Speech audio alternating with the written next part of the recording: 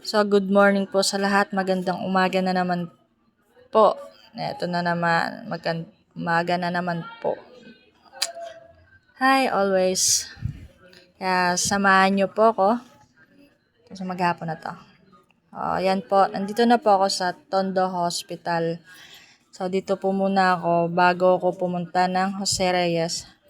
Samahan niyo po ako. Sana mabot ako sa numero talaga. So, ayan, nakapila na po ako. Sobrang dami ng pila.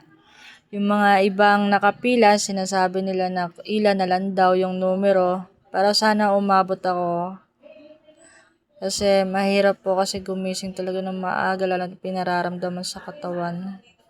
Yan, dahil hindi ako umabot sa numero, pabalik na lang daw ako bukas. So ngayon, next destination ko is Jose Reyes para kunin yung resulta ng laboratory ko.